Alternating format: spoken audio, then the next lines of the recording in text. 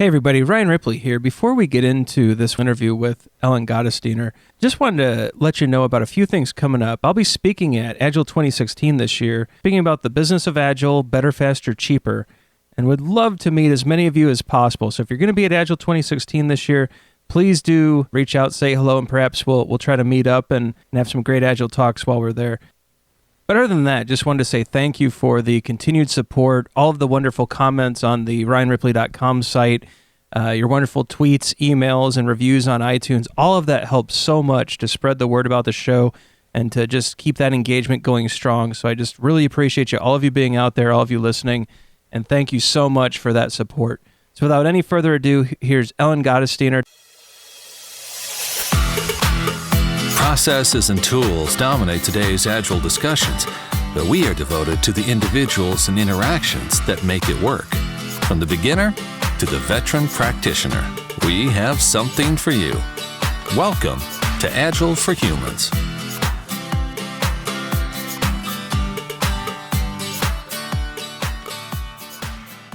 All right, we are back at The Ohio State University at the Path to Agility Conference. Joining me now, keynote speaker, Ellen Gottesdiener. Beautiful. Ellen, how are you? Great. Did I got it right? You are fabulous. I am known for butchering names, so I'm not going to try to say it again. But from now on, it's Ellen. Yeah, I can say Ellen. Gottesdiener. No, very good. So, Ellen, thanks for joining me. Thanks for having me. I know you're very busy. You've got keynotes and book signings and all that going on, so I really appreciate you carving out a few minutes. Very interesting talk you've given. I think as we were talking out in the hall, I think you have weaponized discovery. And I thought it was a really interesting talk. And was that your intent? Were you going with this? Or have I totally missed the point? No, well, I really love that expression, weaponizing discovery. It's been many years that we've been working in this space, and right. Going back to the beginning of days when Agile became a cool thing to talk about. Right. I have been doing facilitated sessions with teams to help them collaborate around, discovering the right thing to build. And the Agile manifesto coming out and the Agile community getting, let's say, sort of religion around the value of collaboration and facilitation was really wonderful for me. Well, let me tell you basically what I talked about this morning in a nutshell. Sure. Is that discovery is as important as delivery. And we have these cycles of discover, deliver, right? And I have showed this an infinity diagram, which is actually on the cover of the book Discover to Deliver, Agile Product Planning and Analysis that I co-wrote with Mary Gorman. Yep. And we need to put what I've been discovering about what's happening in the Agile community is we've been doing really well with getting better at delivery, right? But not so much at discovery. And we may not be building and delivering the right products and or doing them well. And what's happening that I'm finding is we're moving into the age of product and understanding product management, and the value of understanding the upstream needs versus let's just keep, putting stuff in the backlog and delivering it. So we've gotten really good at delivery. And so now we are starting to turn our attention to, hey, how are we going about figuring out even what to deliver? Right. So product people can keep feeding the machine, the delivery engine, but we need to be feeding the right stuff in. And over many years in working in this space, this is what I talked about this morning, I've found that there's patterns that work to do really well with discovery. And they fall into two large categories, context and collaboration. So context, and you'd think this is kind of common sense. Some of the stuff is.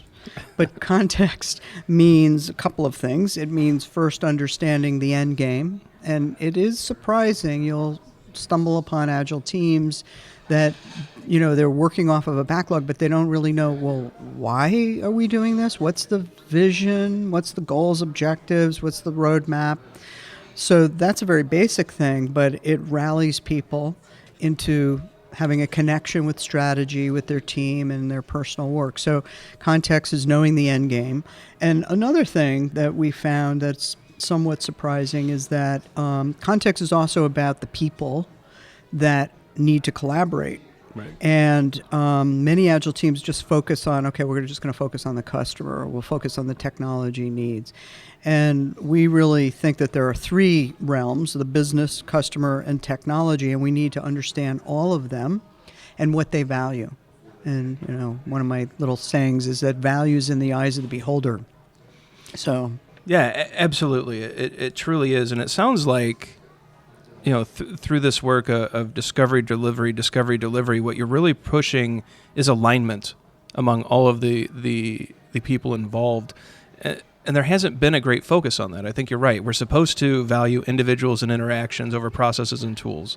But it's the processes and tools that we focused on. And we did that through delivery. And we made sure that through process and tools, we're getting software out. But those individuals and interactions, I think you're right, we've left behind. And I think it's just very powerful stuff, and which is why I said you've weaponized discovery. It's that focus on the alignment, on getting those groups of people together, setting the right context and vision. Suddenly you can find out, are we doing the right thing, right time for the right purpose and people, and suddenly those discussions become important again. As you do these teachings and as people read your book and they start commenting, are you seeing the light bulb moments? Are you seeing richer discussion around product and even better products emerge? What has been the impact that you've been able to notice so far? Yeah. Yes, and... What a terrible question, right? And yes, here's a yes or no question. Well, the answer is yes. Yes, and it's also not so easy to do. Right. Because there's a lot of patterns that organizations follow, and there still is, believe it or not, a good amount of siloing that happens, between product and engineering or dev, or between leadership and product, or leadership and dev, and being able to collaborate holistically, pull people together as partners. That was one of the other things we want to think of, not stakeholders, but we want to think of acting as product partners, even though at any given point in time, somebody, a product champion or a product owner, has to make some tough calls about which is going to be the higher value. It's just basic design thinking talked about getting multiple perspectives. And unless we get those multiple perspectives, we're not going to be able to innovate. We just can't. And it's interesting you use the term weaponized, and I thought I was kind of think of those 3D. I'm not a game player. Right. But you see things splattering. Me neither. Sure you're not. But I live with, my husband plays does gaming, and I have two sons, and they've done this kind of stuff. It's just not in my wiring. But when you say weapons, we're not talking about weapons of mass destruction here. We're talking weapons of creation, of innovation, of collaboration. That's a positive. Absolutely. And it was meant that way. I think really it's, weapons of insight. It's interesting you talk about the organizations and the silos and what's always struck me. So my career has spanned mostly Fortune 500 companies across multiple areas. So medical device, financial services, retail. So I've hit a lot of different areas. You've been around for a young-looking guy. Well, yeah. Well, thank you. But yeah, it seems like we're still organized around roles and functions and all these things. And what has still not taken hold is the idea that we should build companies around product. And it seems like just taking that step, and I think that's where you're going with the discovery and the execution, is that discovery side. Part of that, I think, has to be aligning a company to a product and not to an org chart or a role-based system. And I wonder, are we close? I mean, do you see that needle's moving towards the realization that we have to organize around product, or are we still going to be in this area where, I'm going to build my fiefdom here, and this is my silo, and you get your silo, and you get your silo, and if you want to bust across it, you got to talk at a VP level? Yeah, this is a tough nut to crack. So two things that come to mind. One is that, and I really appreciate that you brought up about the roles, Right. because this is a big struggle, and it's a struggle for teams transitioning new to Agile, because they may be a discipline of a tester or an analyst, and they say, or user experience discipline, and they say, well, if I'm looking at Scrum, where am I? What's my role? And we like to say, and Mary Gorman and I wrote an article called "It's the goal, not the role." Right. It's the goal, not the role. And this was writing specifically about business analysis as a discipline because of so much confusion and consternation and worry. Where do I fit? How do I fit? Yeah. These disciplines, I'm sure of the concept of a T person. Yep. That has deep discipline in the vertical axis, but wide appreciation for the other disciplines. That is something I think we are, as humans, Agile for humans, as humans, we're always going to struggle with that unless we do that context work. Right. So that people do know the end game, or their, quote, geo points, as I love that expression. And the thing about product, I really think we are moving into the age of product. Yep. But it's going to be a bit of a slog because there's so much out there about project. Sure. And I don't know, maybe 3+ years ago, I gave a talk called Products, Not Projects. Right. And shook up some people by doing that, and continue to like to do that talk, not to be a pain in the butt or consternation, but where does the value really come from? It comes from the product, not from a project. Right, but you can control a project, and that CFOs like that, PMOs like that, and it is a hard nut to crack, and it's one of those structures that I think we pulled far too many things from manufacturing.